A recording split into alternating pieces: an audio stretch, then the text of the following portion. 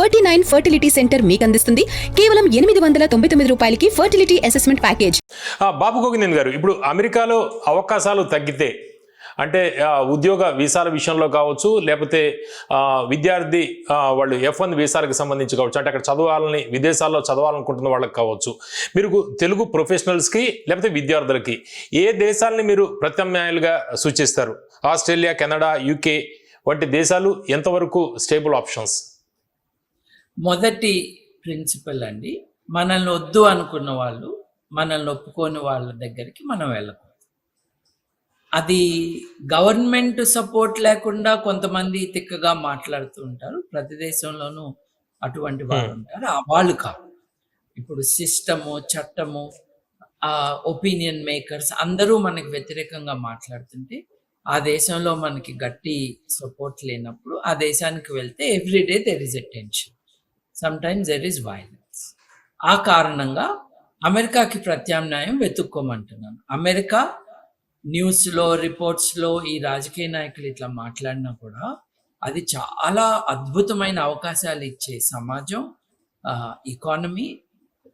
ప్రపంచమంతా చాలా డేంజర్లో ఉన్నప్పుడు ప్రపంచాన్ని కాపాడింది ఒకరోజు America. First world war, second world వార్లో అమెరికా లేకపోతే ఈరోజు మనం జర్మన్లో మాట్లాడుకునేవాళ్ళం, ఈరోజు మనం జాపనీస్లో చర్చించుకునేవాళ్ళం. ఆ దేశం యొక్క ఫ్యాసిస్టులు వచ్చి ప్రపంచం రూపాన్నంతా మార్చేసి ఉండేవాళ్ళు, నాశనం చేసి ఉండేవాళ్ళు. అటువంటి పరిస్థితుల నుండి అమెరికాతో పాటు అప్పటి సోవియట్ యూనియన్, UK, ఫ్రాన్స్ వీళ్ళు ఆదుకున్నారు ప్రపంచం. ఇది ఒక బ్యాడ్ ఫేజ్లో ఉంది ఇవాళ. అది మారుతుంది, దాంట్లో అనుమానం. బట్ ఈ రోజు నిర్ణయం తీసుకోవాలి అని అంటే మనకి యూరోపియన్ యూనియన్ దేశాల్లో ఈ యాంటీ ఇమైగ్రెంట్ మూవ్మెంట్ అన్నది స్ట్రాంగ్గా లేదు. స్లైట్గా టు ద రైట్ మూవ్మెంట్ ఉన్నది. మళ్ళీ దానికి కరెక్షన్ వస్తుంది. ఇప్పుడు కొన్నేళ్ల క్రితము ఆస్ట్రియా దేశంలో అపోజిషన్ పార్టీ చాలా పవర్ఫుల్ అయిపోయింది. వాళ్ళ అధికారంలోకి వచ్చే డేంజరే అది. ఎందుకంటే తెల్లగా లేని వాళ్ళు, క్రిస్టియన్లు కాని వాళ్ళు ఇక్కడ ఉండటానికి వీల్లేదు, వాళ్ళని పంపించేద్దాము అన్న ఉన్మాదంగా వాళ్ళు క్యాంపెయిన్ చేసి అధికారంలోకి వచ్చే గడప దాటారు యాక్చువల్లీ. అప్పుడు యూరోపియన్ యూనియన్ దేశాలన్నీ కూడా ఆస్ట్రియాతో మేము సంబంధాలను కట్ చేసుకుంటాము అని వార్నింగ్ ఇచ్చింది. అంటే యూరోపియన్ యూనియన్ దేశాలు ఇటువంటి పాలసీని మేము ఒప్పుకోము అన్న. సో అప్పుడు ఈ పార్టీ నుండి టాప్ లీడర్షిప్ని అక్కడ ప్రభుత్వంలోకి రానికుండా చూశారు. ఆ తర్వాత ఏదో కార్ యాక్సిడెంట్లో ఆయన చనిపోయాడు. వాళ్ళ స్ట్రెంగ్త్ తగ్గింది. జర్మనీలో there is a very strong move towards the right wing. So మనం ఇల్యూషన్స్లో ఉండకూడదు, భ్రమ వద్దు.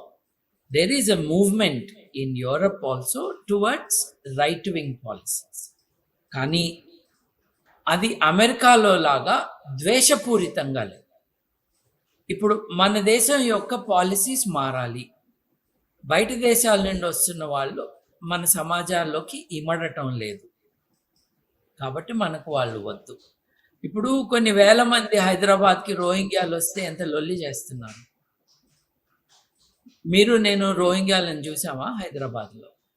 వాళ్ళు ఏదో హైదరాబాద్ని నాశనం చేస్తున్నారు అని రాజకీయ దురుద్దేశాల కోసం శరణు కోరి వచ్చిన వాళ్ళపైన దాడి చేస్తున్నారు.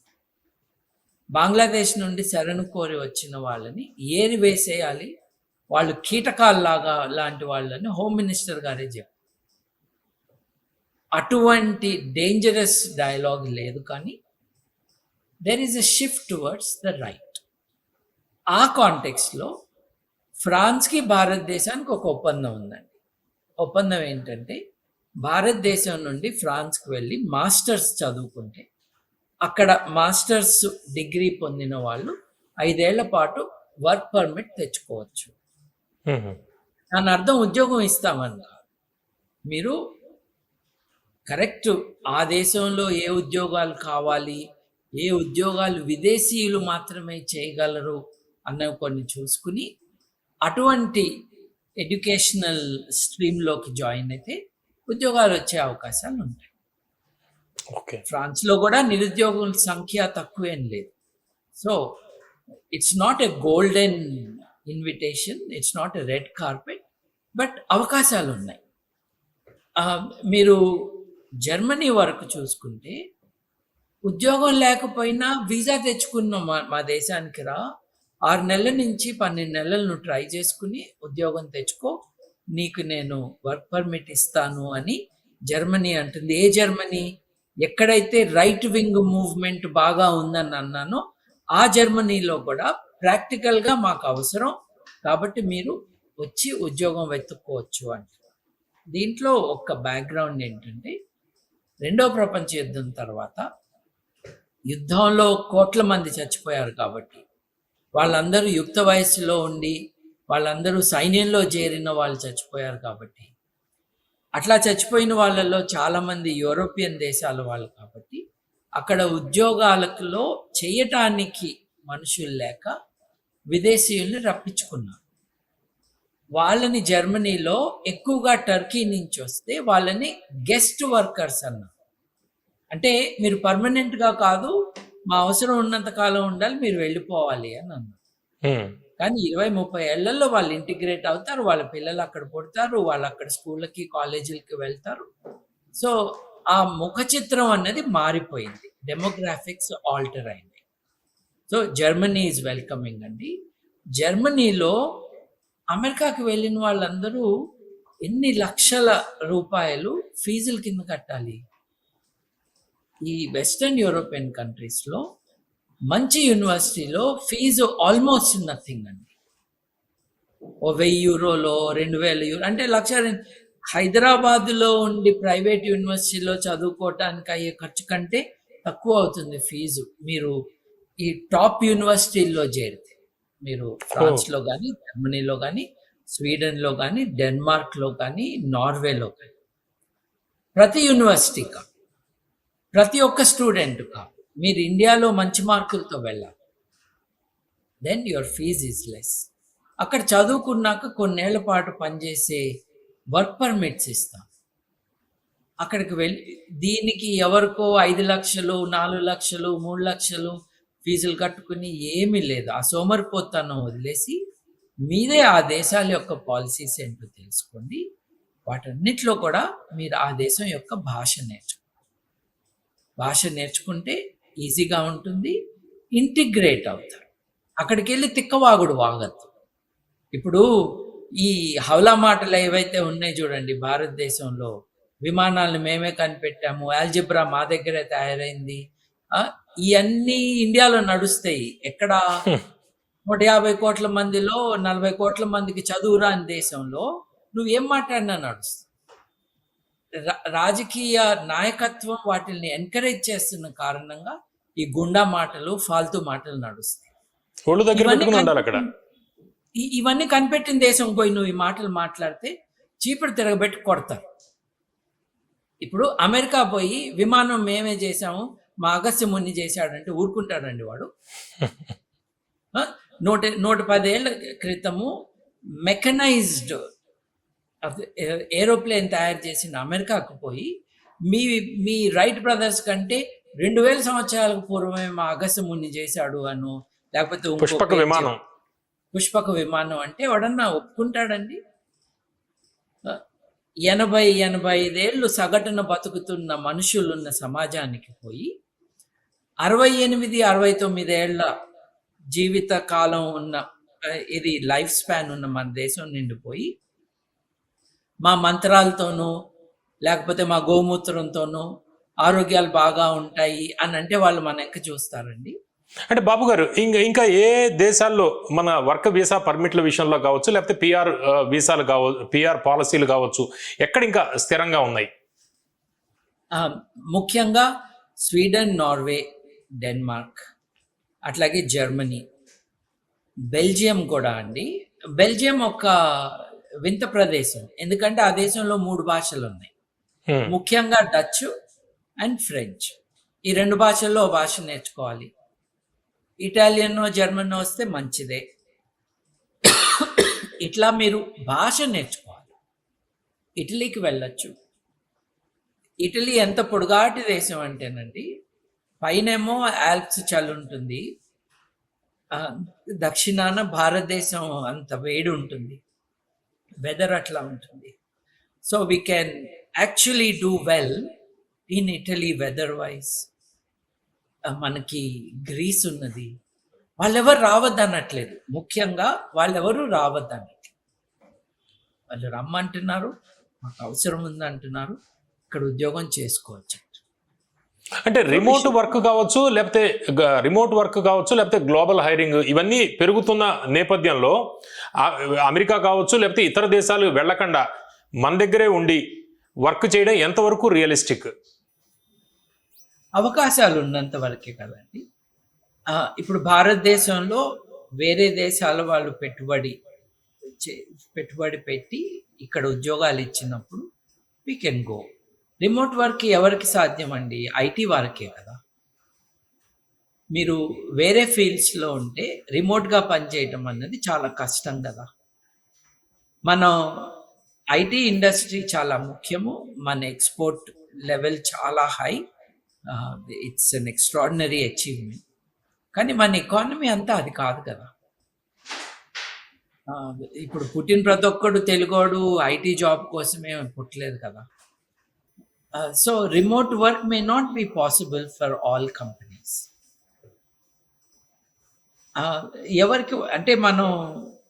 ఎవరికి వాళ్ళు నా పర్సనల్ అంబిషన్స్ అన్ని చూసుకోవాలండి. నేను ఉద్యోగం కోసం చదువుకోవాలి అనే వాళ్ళతో నేను ఏకీభవించనండి. సో నా యాటిట్యూడ్ అప్రోచ్ డిఫరెంట్. సో ఇది చదువుకుంటే ఉద్యోగం వస్తుంది, రేపు గూగుల్లోనో అమెజాన్లోనో టాటా వాడు ఉద్యోగం ఇస్తాడు అని పిల్లల్ని పెంచవద్దు. పిల్లలకి మల్టీ ఫ్యాసెటెడ్ పర్సనాలిటీస్ ఉంటాయి. కొంతమందికి ఆర్ట్స్లో, కొంతమందికి హ్యుమానిటీస్లో ఇంట్రెస్ట్ ఉంటుంది, హిస్టరీలో ఇంట్రెస్ట్ ఉంటుంది, సంగీతంలో ఇంట్రెస్ట్ ఉంటుంది. వాళ్ళని ఎంకరేజ్ చేయండి, సపోర్ట్ చేయండి. పెద్ద జీతాలు ఉండకపోవచ్చు, కానీ సంతోషంగా బతుకుతారు. సంతోషం కావాలా, జీతం మాత్రమే సంతోషం ఇస్తుందా అన్నది ఎవరికి వాళ్ళు నిర్ణయించుకోవాలి. కానీ ఐ థింక్ మనం పిల్లలని తల్లిదండ్రుల బారి నుండి రక్షించాలి. బాబు గారు, ఇప్పుడు పేరెంట్స్ యాంగిల్లో మనం మాట్లాడితే పేరెంట్స్ పిల్లల విషయంలో ఏమనుకుంటారు అంటే ఇదివరకు సంపన్న వర్గాలకు మాత్రమే ఉండేది, ఇప్పుడు మధ్యతరగతి వాళ్ళు కూడా ప్రతి ఒక్కళ్ళు తమ పిల్లల్ని మంచి చదువు చదివించాలంటే విదేశాల్లో చదివించాలి అనేది ఉండేది. దీనికోసం వాళ్ళు పిఎఫ్లు విత్డ్రా చేసుకోవడం కావచ్చు, లేకపోతే వాళ్ళ ప్రాపర్టీస్ తనఖా పెట్టడం కావచ్చు, వాళ్ళ ల్యాండ్స్ ఏమైనా ఉంటే అమ్ముకోవడం కావచ్చు, ఇవన్నీ కూడా చేసి విదేశాలకి చదువు కోసం పంపించేవాళ్ళు. అలాంటి వాళ్ళకి ఒక చక్కటి ప్లానింగ్ మీరు ఏం చెప్పబోతున్నారు? ప్రస్తుతం ఈ జియో పాలిటిక్స్ నేపథ్యంలో, ప్రపంచాల్లో జరుగుతున్న పరిణామాల నేపథ్యంలో మీరు ఇచ్చే సూచన ఏంటి? అంటే ఇది ఎవరికి వారు నిర్ణయించుకోవాలి కదండి. బ్రాడ్గా ఇప్పుడు భారతదేశంలో గొప్ప విషయం ఏంటంటే తల్లిదండ్రులతో పాటే ఉండాలి, తల్లిదండ్రులు పిల్లలతో పాటే ఉండాలి, తర్వాత మనవాళ్ళు మనవరాళ్ళతో పాటే ఉండాలి అన్న ఒక గ్రేట్ బాండింగ్ ఉంది. అది ఎక్కడ అవకాశం అన్నది కూడా చూసుకోవాలి కదా. ఇప్పుడు కొన్ని దేశాలు రాణిస్తాయి, కొన్ని దేశాలు రావటానికి కూడా కుటుంబ సభ్యుల్ని కష్టపెడతాయి. ఇప్పుడు పోర్చుగల్ కానీ, ఇటలీ కానీ, గ్రీస్ కానీ తమ చుట్టాలను తీసుకురావటానికి సపోర్ట్ చేస్తాయి. ఆస్ట్రేలియా కూడా to a large extent they are encouraging. మీరు H1B వీసా మీద వెళ్ళిన వాళ్ళు, లేకపోతే అమెరికాలో గ్రీన్ కార్డు పొందిన వాళ్ళు తమ తల్లిదండ్రుల్ని రప్పించుకోవాలి అని అంటే ఎన్ని ఇబ్బందులు పడుతున్నారో మనం వింటూనే ఉంటాం కదా. వీసా రిజెక్ట్ అయింది. నేను ఇప్పుడు చెప్పిన యూరోపియన్ దేశాల్లో వీసా రిజెక్షన్స్ చాలా తక్కువ అండి కుటుంబ సభ్యులకి. అది కూడా మన వాళ్ళకి ఒక ఇంపార్టెంట్ కన్సిడరేషన్ కదా. ఇప్పుడు అమెరికాలో జీతాలు ఎక్కువ వస్తాయి, అమెరికాలో జీతం ఎక్కువ వస్తుంది, కానీ నువ్వు ఇన్సూరెన్స్కి ఎంత కట్టాలి, మెడికల్ ఇన్సూరెన్స్కి ఆ లెక్కలు వేసుకో. ఇప్పుడు ఉదాహరణకి మీరు ఆస్ట్రేలియాలో ఉన్నారండి, మీకు ఆస్ట్రేలియాలో ఉంటే మెడికేర్ ఉంటుంది. మెడికేర్తో మీకు రెగ్యులర్ మెడికల్ ఎక్స్పెన్సెస్ ఆల్మోస్ట్ 0 అండి. అమెరికాలో మీకు తెలుసు కదా, చాలామంది పిల్లలు పుట్టే టైంకి గర్భవతిగా ఉన్న వాళ్ళు ఇండియాకి వస్తారు ప్రసవం కోసం. ఎందుకు అంటే అమెరికాలో ఫీజులు కట్టుకోలేం మనం హాస్పిటల్. ఏది గ్రీన్ కార్డ్ ఉండొచ్చు వాళ్ళకి. పుట్టిన పిల్లలకి ఆ దేశంలో పుడితే వచ్చే సిటిజన్షిప్ ఆ అడ్వాంటేజెస్ ఉంటాయి. భారతదేశానికి ఎందుకు వస్తున్నారు ప్రసవానికి? అక్కడ బిల్లులు కట్టుకోలేక, అక్కడ ఖర్చులు తట్టుకోలేక. అట్లాంటి లెక్కలు కూడా అందరూ వేసుకో. కేవలం జీతం ఒక్కటే చూడు. ఇంకొకటి ఏంటంటే భాష అండి. అమెరికా వెళ్తే చాలా ఈజీగా, ఇప్పుడు తల్లిదండ్రుల జనరేషన్ ఇప్పుడు 50-60లో ఉన్న వాళ్ళందరికీ ఇంగ్లీష్ వచ్చు కదా. సో అక్కడ ఇమడటం ఈజీ. మీరు ఫ్రాన్స్కో, జర్మనీకో, ఇటలీకో, గ్రీస్కో వెళ్తే, పోర్చుగల్కో వెళ్తే కొంచెం ఆ లోకల్ భాష కూడా తెలుసుకునే అవసరం ఉంటుంది. ఆస్ట్రేలియాకు ఉండదు, అక్కడ అందరూ ఇంగ్లీషే మాట్లాడతారు. న్యూజిలాండ్కి ఉండదు, ఎందుకంటే అక్కడ ఇంగ్లీషే మాట్లాడతారు. ఇట్లా రకరకాల ఫ్యాక్టర్స్ని మనం కన్సిడర్ చేసుకుని నిర్ణయం తీసుకోవాలి. ఇప్పుడు చాలామంది నేను ఇక్కడికి వచ్చి ఏం చేయాలి అంటారు తల్లిదండ్రులు పిల్లల దగ్గరకు వచ్చినప్పుడు. ఎందుకంటే చేయటానికి ఏం ఉండదు కదా. అది బాంబేకి వెళ్ళినా కూడా అదే ఇబ్బంది. మీరు ఆస్ట్రేలియాకి వస్తేనో లేకపోతే ఇంగ్లాండ్కి వెళ్తేనో అనే కాదు. మీరు కొత్త ప్రదేశానికి వెళ్తే అక్కడ ఏం చేయాలో మీకు తెలియదు. అక్కడికి ఇండియన్ టీవీ వచ్చి టీవీకి బానిసలై ఉన్న వాళ్ళు టీవీని చూసుకుంటూ కాలక్షేపం చేసుకుంటూ ఉంటారు. ఎవరి బ్యాక్గ్రౌండ్ ఏంటో దాన్ని బట్టి నిర్ణయం తీసుకో. ఉద్యోగాలు కావాలి, చదువు తర్వాత ఉద్యోగం కావాలి అని అనుకుంటే ఆ దేశంలో ఏ ఉద్యోగాలకి వాళ్ళు స్కిల్స్ షార్టేజ్ ప్రకటించారో చూసుకో. ఇప్పుడు ఆస్ట్రేలియా ఉందండి, న్యూజిలాండ్ ఉందండి, ఇంగ్లాండ్ ఉందండి. మాకు ఈ నైపుణ్యాలు ఉన్న వాళ్ళు కావాలి అని క్లియర్గా ఆ దేశాలు చెప్తున్నారు. ఆ నైపుణ్యాలు ఏంటో తెలుసుకుని, అది మీ పిల్లల ఇంట్రెస్టో కాదో తెలుసుకుని, పిల్లని బాధ పెట్టద్దు, పిల్లల్ని ఈ బానిసలుగా చేయొద్దు ఉద్యోగానికి. ఆ ఉద్యోగం కోసం ఈ చదువు చదివి మీరు అక్కడికి వెళ్ళేటప్పటికీ ఆ ఖాళీలు ఫిల్ అయిపోతే ఏం చేస్తారు? ఇప్పుడు ఆస్ట్రేలియాలో అకౌంటెంట్స్ అవసరం ఉంది అని పొలోమన్ అందరూ అకౌంటెన్సీ కోర్సులు చేశారండి ఆస్ట్రేలియా. ఇవాళ accountancy is not a valuable skill. ఇవాళ అకౌంటెన్సీ చేసిన వాళ్ళు ఏం చేయాలో తెలియకుండా వెలవెల్లాడుతున్నారు. ఇక్కడ ఫీజు తక్కువేం కాదు, 10 లక్షల రూపాయలు ఫీజులు కట్టారు. ఇప్పుడు పర్మనెంట్ రెసిడెన్సీకి పాయింట్స్ బేసిస్ మీద వాళ్ళు ప్రయారిటీ ఇస్తారు. అది మెరిట్స్ మీదే జరుగుతుంది. దాంట్లో అకౌంటెన్సీకి పెద్ద పాయింట్స్ లేవు. So the choice depends on many factors.